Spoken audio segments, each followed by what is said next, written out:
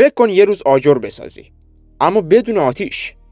یه آجر که به جای پخته شدن رشد میکنه، اونم مثل یه گیاه. مهندسای جوان هند تو دانشگاه حیدرآباد همین کارو کردن. میشه گفت که از یه قارچ خاص استفاده کردن، اسمش مایسیلیومه. ریشه های زنده قارچ رو و مایسیلیوم رو با کاه و پوست برنج قاطی میکنن. بعدش ریشه ها شروع میکنن به بافتن خودشون، مثل تار و پود فرش. چند روز بعد یه توده سفید و سفت درست میشه، یعنی همون آجر. نه دود داره، نه کوره، نه آلودگی هوا، فقط رشد طبیعته. هزینه ساختش 1/3 آجر معمولیه. وزنش نصفه، ولی مقاومتش بیشتر از سنگه. حتی عایق صدا و گرماست. حتی در برابر آتیش هم نمیسوزه. رنگش هم رنگ خود خاکه، قهوه‌ای گرم و زنده. 1 متر مکعب از این آجرها یعنی از بین بردن کربن اضافی برای زمین. بافتش کاملا چسبنده است و هوا و رطوبت رو تنظیم میکنه، مثل پوست انسان. و اگه یه روز ساختمون خراب بشه، آجرها به خاک برمیگردن، یعنی ساخت و ساز بدون رد پای آلودگی. هند هر سال میلیون‌ها تن ضایعات کشاورزی داره. این آجرها اون ضایعات رو تبدیل به خونه میکنن. اونم ندود و هوا رو هم آلوده نمیکنن، بلکه یک بازیافت کاملا سودآور. اینجا دیگه علم داره با طبیعت همدست میشه و حیدرآباد شده نقطه شروع یه انقلاب سبز. داستان این آجرها فقط داستان یه اختراع ساده نیست، بلکه داستان یه مشکل خیلی بزرگه. مشکلی به وسعت خود هند. هر سال بعد از فصل برداشت یه اتفاق تکراری میفته. کشاورزها میمونن و میلیون‌ها تن ضایعات، کاه، ساقه و برگ. برای خلاص شدن از شرش ساده ترین راه رو انتخاب میکنن. اونها آتیشش میزنن. دریایی از دود بلند میشه و آسمون شهرها رو سیاه میکنه. این دود نفس شهرایی مثل دهلی رو برای ماها میگیره. اما همون کاهی که میسوزه و هوا رو سمی میکنه از یه ماده فوق‌العاده به اسم لیگنوسولوز ساخته شده. این ماده غذای مورد علاقه قارچ مایسیلیومه. یعنی همون چیزی که میسوزه بهترین خوراک برای رشده. تیم حیدرآباد دقیقاً همین کارو کردن. ضایعاتی که قرار بود دود بشن رو جمع‌آوری میکنن. اونها رو به جای سوزوندن میدن به قارچ‌ها تا بخورن و رشد کنن. اینجوری چیزی که باعث بیماری میشد حالا خونه میسازه. این فقط بازیافت نیست. این یعنی بستن یک چرخه کامل، یعنی تبدیل کردن دود به خونه. یا به طور ساده بگم تبدیل کردن سم و آلودگی به پناهگاه. این یه نقشه راه برای تمام دنیاست. این که چطور بزرگترین دردسر کشاورزی رو تبدیل به بهترین ابزار معماری کنیم. خب بیایید ببینیم که این مهندسا چطور جادو میکنن. فرآیندش شبیه درست کردن یک کیک خیلی عجیبه. اول ضایعات کشاورزی رو استریل میکنن تا هیچ میکروبی روش نباشه و بعد مایسیلیوم رو مثل بذر بهش اضافه میکنن. اینجاست که معجزه تازه شروع میشه. ریشه های قارچ با سرعتی باور نکردنی شروع به رشد میکنن. اونا مثل میلیون ها بازوی کوچیک ضایعات رو محکم بغل میکنن و شبکه متراکم و در هم تنیده میسازن. میشه گفت که یه ساختار کاملا یکپارچه. وقتی این توده جون گرفت، اون رو داخل قالب‌های آجر میریزن. چند روزی بهش استراحت میدن تا شکل نهاییش رو بگیره. بعد از قالب درش میارن و با حرارت خیلی کم خشکش میکنن. این کار فقط برای خارج کردن رطوبته، نه پختن. نتیجه‌شم یه آجر قهوه‌ای رنگه که وزنش خیلی کمه. ولی گول سبوکیش رو نخورید. این آجر آتیش نمیگیره، چون مایسیلیوم ذاتاً ضد حریقه و شعله‌ور نمیشه. یه عایق بی‌نظیر برای گرما و صدا هم هست. و اما مهمترین ویژگیش اینه: این آجر زنده است. اگه یه روزی ساختمون خراب بشه، این آجرها دوباره به خاک برمیگردن. اونا به طبیعت آسیب نمیزنن، چون از خود طبیعت اومدن. این دیگه فقط ساخت و ساز نیست. این یه همکاری با طبیعت. بیاید یه لحظه به دشمن این داستان فکر کنیم. اونم کوره‌های آجرپزی سنتی. این کوره‌ها هیولاهایی هستن که خاک حاصلخیز رو میبلن.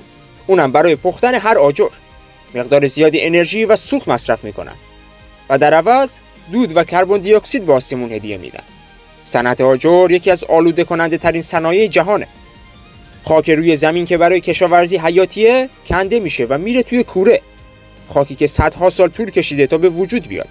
اونم توی چند ساعت تبدیل به آجر و دود میشه. حالا برگردیم به قهرمان خودمون، آجر قارچی.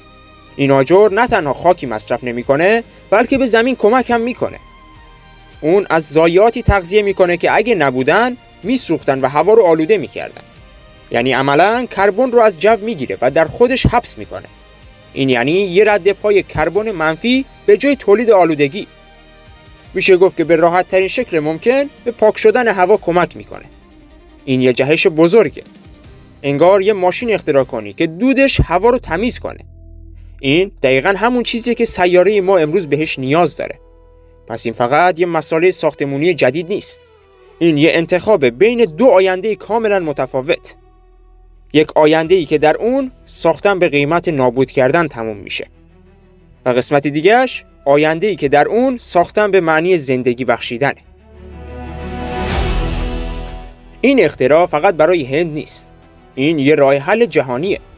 مشکل ضایعات کشاورزی یه درد مشترک برای کل دنیاست. از مزارع برنج آسیا گرفته تا مزارع ذرت آمریکا، همه جا کشاورزها با کوهی از ضایعات روبرو هستن. حالا تصور کن هر کشوری از این فناوری استفاده کنه. دیگه لازم نیست برای ساختن خونه کوه‌ها رو خراب کنیم یا خاک حاصلخیز زمین رو بکنیم و بسوزونیمش. میشه گفت که از همون چیزی که دور میریزیم پناهگاه بسازیم. این آجرها چهره معماری رو برای همیشه عوض میکنن. ساختمون‌ها میتونن سبکتر، ارزانتر و پایدارتر بشن. حتی میتونن شکل‌های منحنی و ارگانیک داشته باشن. چون مایسلیوم در هر قالبی که بخوایم رشد میکنه. شرکت‌های بزرگی مثل ایکیا و دل همین الانش هم دارن تحقیق میکنن. اونا از مایسلیوم برای ساخت بسته‌بندی‌های تجزیه پذیر استفاده میکنن. میشه گفت که به جای پلاستیک قارچ‌ها از محصولاتشون محافظت میکنن. این نشون میده که دنیا داره به این سمت حرکت میکنه. داستان آجرهای قارچی یه یادآوری مهمه. جواب خیلی از این مشکلات بزرگ ما ممکنه زیر پاهامون در دل طبیعت پنهان شده باشه. فقط باید یاد بگیریم که باهاش همکاری کنیم، نه اینکه باهاش بجنگیم. خب این آجرها فقط دوستدار محیط زیست نیستن. اونها دوستدار جیب شما هم هستن. هزینه تولیدشون تا 5 برابر کمتر از آجرهای معمولیه. این یعنی ساخت و ساز ارزانتر برای همه. وزنشون هم خیلی سبکه. تقریباً 1/8 آجر اصلی. این یعنی حمل و نقل ساده‌تر و فشار کمتر روی سازه. کارگرها میتونن سریعتر و راحت‌تر کار کنن. میشه گفت که انرژی کمتری برای ساختمون سازی لازمه. اما قدرت واقعیشون توی مقاومت بالاشونه. این آجرها به طور طبیعی ضد حریق هستن. شبکه ریشه‌های قارچ نمیسوزه و شعله‌ور نمیشه. در برابر آب هم مقاومن و رطوبت رو به خودشون جذب نمیکنن. مثل یه عایق حرارتی و صوتی عالی عمل میکنه. خونه ها رو در زمستون گرم و در تابستون خنک نگه میداره. این یعنی صرفه‌جویی بزرگ در هزینه‌های انرژی، هم برای ساکنین هم برای کل سیاره.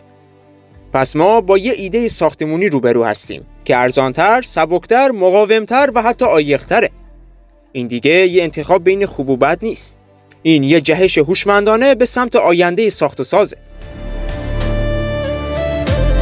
خب شاید الان با خودتون بگید که اینا همش عالیه، اما آیا واقعا اینقدر ساده است؟ آیا میشه این آجرها رو به تولید انبوه رسوند و جای آجرهای سنتی رو توی بازار گرفت؟ این سوالها کاملا بجاست و هر کاری چالش‌های خودشو داره. بزرگترین چالش رفتن از مقیاس آزمایشگاه به کارخونه است. ساختن چند تا آجر برای تحقیق یک چیزه، اما تولید روزانه میلیون‌ها آجر یه داستان دیگه است. این کار نیاز به سرمایه‌گذاری بزرگ و تکنولوژی دقیق داره. و حتی چالش بعدی گرفتن تاییدیه‌های استاندارده. مهندس‌ها و معمارها باید به این مسائل جدید اعتماد کنن. قوانین ساخت و ساز باید این آجر رو به رسمیت بشناسه.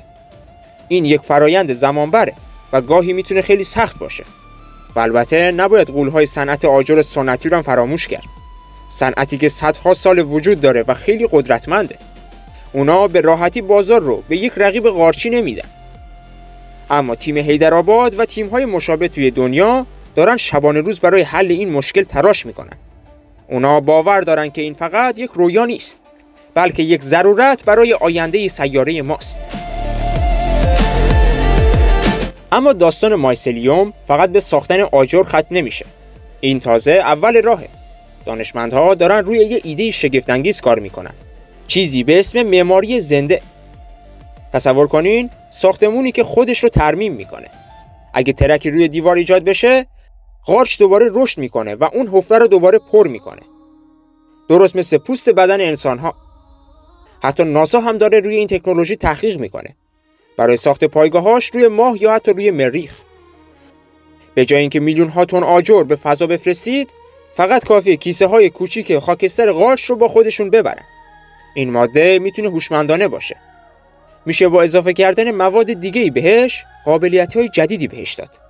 مثل سیمکشی‌های بیولوژیکی که خودشون رشد میکنن. یا مبلمانی که از زمین سبز میشه و شکل میگیره. این دیگه داستان علمی تخیلی نیست. این آینده‌ایه که داره جلوی چشم ما شکل میگیره. آینده‌ای که با الهام از هوش طبیعت ساخته میشه. و مایسلیوم معمار اصلی این آینده است. اما پشت تمام این ایده های بزرگ همیشه انسان های ایستادن. دانشمندها و دانشجوهای جوانی در مؤسسه حیدرآباد. کسانی که فقط به فکر ساختن یک آجر جدید نیستن. اونا میخوان یک مشکل واقعی رو حل کنن. اونا هر روز دود و آلودگی ناشی از سوزاندن ضایعات رو میدیدن. فقر و هزینه بالای ساخت و ساز رو لمس میکردن و تصمیم گرفتن به جای شکایت کردن کاری انجام بدن. با ساده ترین چیزهایی که در اختیارشون داشتن، اونا به طبیعت نگاه کردن و ازش الهام گرفتن. به جای دستگاه‌های پیچیده و پرهزینه، از هوش یک قارچ ساده استفاده کردن و نشون دادن که علم میتونه برای مردم عادی هم کار کنه. این روح واقعی نوآوریه. استفاده از دانش برای ساخت یک زندگی بهتر برای همه، نه فقط برای شرکت‌های بزرگ یا پروژه‌های دولتی. این علم در خدمت انسانه. این تیم فقط یک مشت آجر نساخته. اونا یک بذر از امید کاشتن. امیدی که میگه با خلاقیت و نگاه درست میشه بزرگترین مشکلات رو هم حل کرد. حتی فقط با یک قارچ. خب، گزارش ما اینجا به پایان میرسه. داستانی که از دود مزارع هند شروع شد و به آجری رسید که از خود طبیعت رشد میکنه. این فقط قصه یه آجر نیست. این قصه یک تغییر نگاهه. یادآوری این که جوابها گاهی درست زیر پاهای ماست. فقط باید یاد بگیریم که چطور نگاه کنیم. این یک داستان تخیلی نیست دوست من، بلکه کاملا مستند و واقعیه. برای اثباتش تمام منابع و اسناد معتبر رو در توضیحات ویدیو قرار دادیم. این پروژه نشون میده که برای پیشرفت نباید زمین رو قربانی کنیم، بلکه میتونیم باهاش همکاری کنیم و آینده‌ای بهتری بسازیم. آینده‌ای که هوشمندانه‌تر و پاک‌تره. و این تازه شروع راهه. اگه این داستان برای شما هم الهام بخش بود، با یه لایک و سابسکرایب به ما برای ساخت داستان‌های بعدی انرژی بدید. زنگوله رو فعال کنید تا اولین نفری باشید که ماجراهای جدید رو می‌بینید. و نظرتون رو هم برامون بنویسید. صدای شما برای ما مهمه. برای ساختن دنیای بهتر باید داستان‌های بهتری بگیم. و این یکی از اون داستان‌ها بود.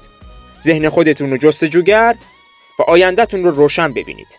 تا مستند بعدی مراقب خودتون باشید و تا اون موقع بدرود.